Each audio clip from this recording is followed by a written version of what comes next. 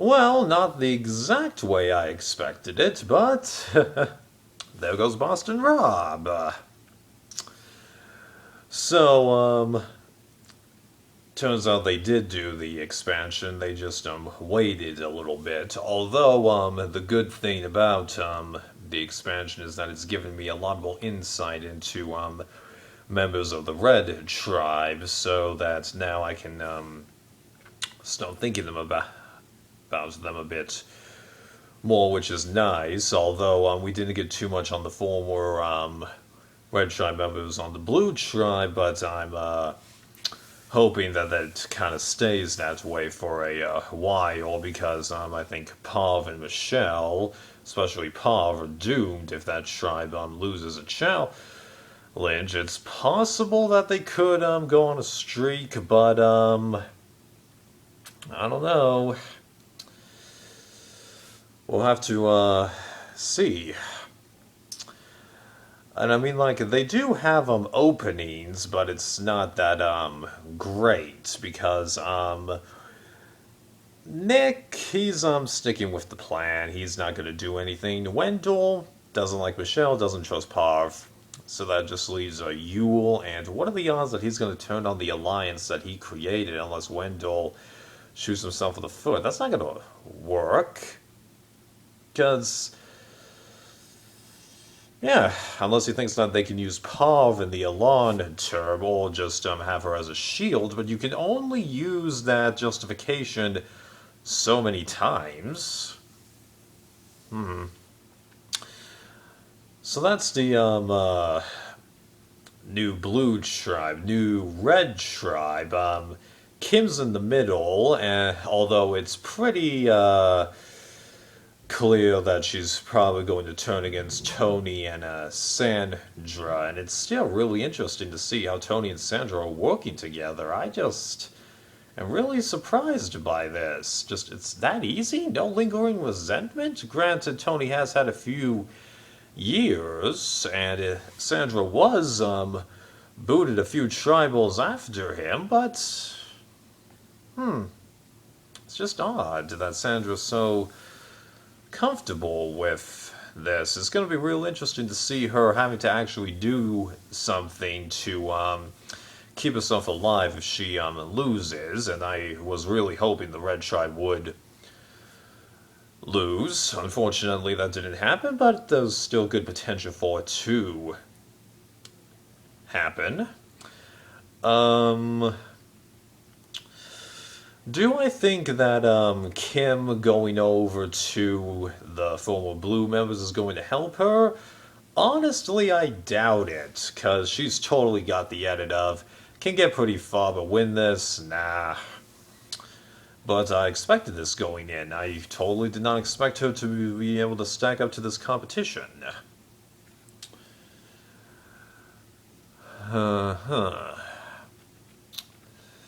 And then we've got the Green Tribe, where Rob, once again, is in problems because of a swap, and it seems like each time there is a genuine tribal mix-up, it really seems to screw him, because I know what you're thinking, but there were two swaps in All-Stars, so that didn't affect him. Well, one of them wasn't actually a swap, it was a dissolving of the third place tribe. So two tribes completely unaffected. They just got a couple of new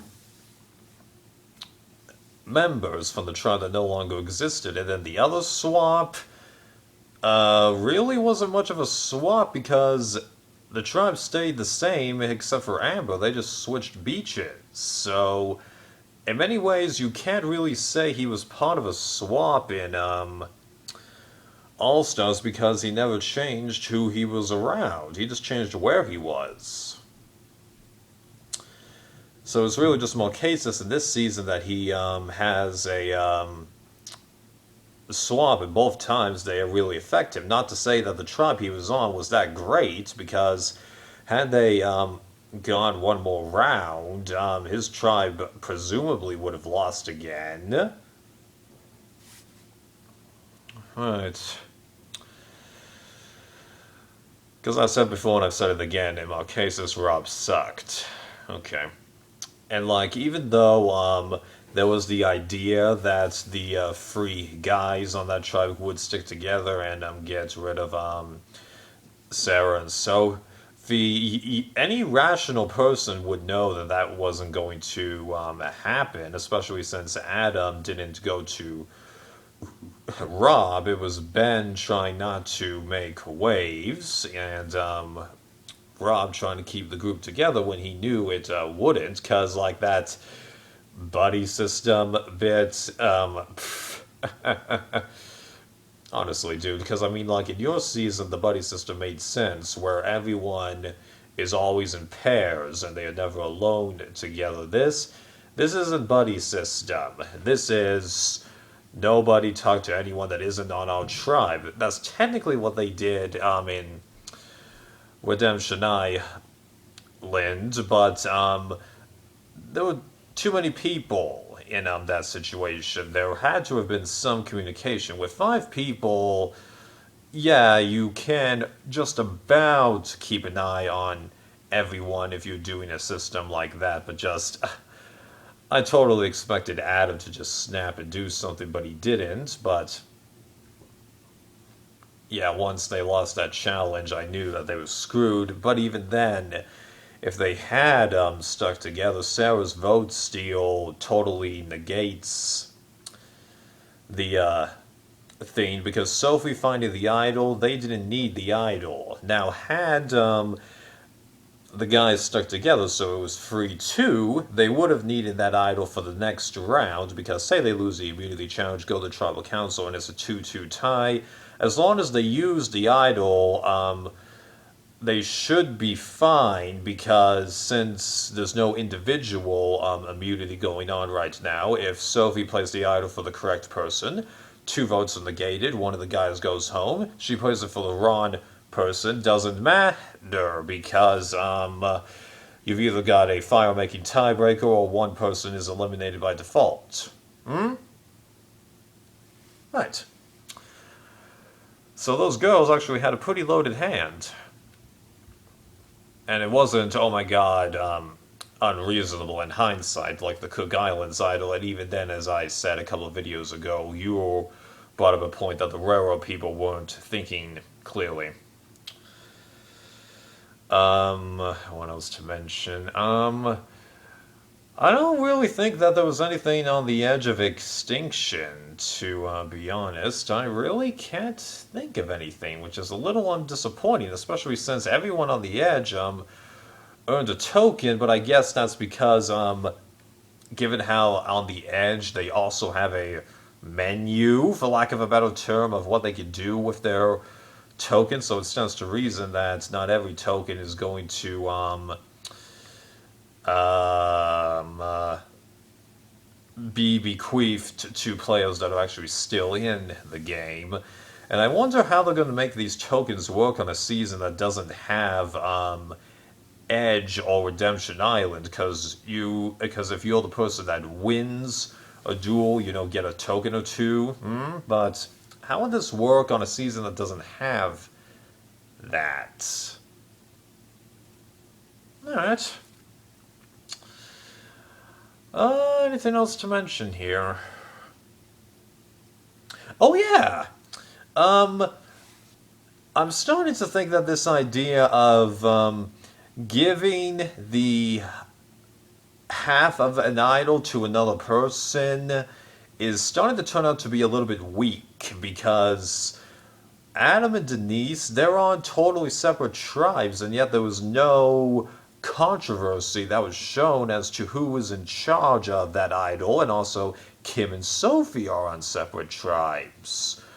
And Kim is still shown as having one immunity idol, not half, and Sophie was shown as one half of an idol, and Sarah was shown as having steal a vote.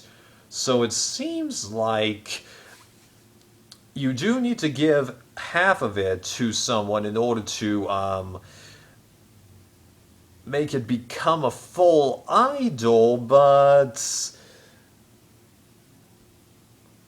I don't know. It just seems like everyone who was second has forfeited their half and just made it a full-on idol. Wish Dalton Ross had caught that and had Jeff explain it. Who knows? Maybe he'll do it next time, because I have a feeling that next episode in Idol is going to be played. I just have a feeling. We'll see. And there goes Boston Rob's record of being the last person voted out before the jury. But of course, since we've got Edge of Extinction this season, everyone is automatically guaranteed to make it to at least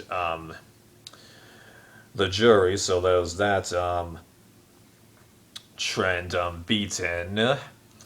As of right now, I'm pretty sure that Rob does have the all-day record of days in the actual game, because he had 117 days going in, and since he lasted like 13 here, that should put him above Ozzy. Not that that's much of a record, because Ozzy's played 4 times. This is Rob's 5th time. No, I don't count Island of the Idols. Never in the actual game. Didn't last the whole 39 days, and it was just grabbing a food and building a shelter.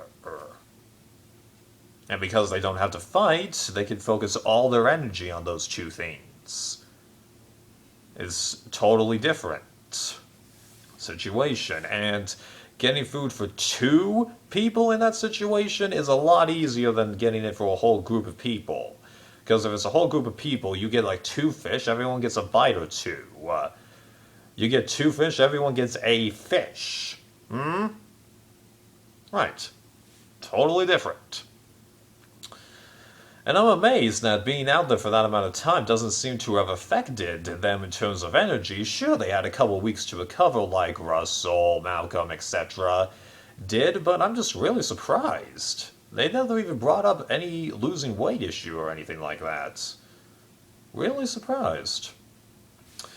But provided Pav doesn't get booted next episode, she'll have Rob's record beat in terms of number of days. I'm pretty sure she's already beat Cirie, because Cirie had, let's think here, she has, I think, 36 the first time, 38, second time, 36, fourth time, so that's 110, and then you've got HVV, well, she lasted, I'm going to say 11 days, so that's a little over Rob's record before heading into this season. So yeah, Pav has Cirie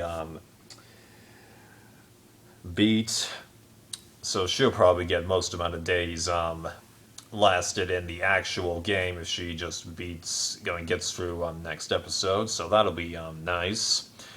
We'll see how the Edge totals come into this situation, because part of me wants to count it, part of me doesn't.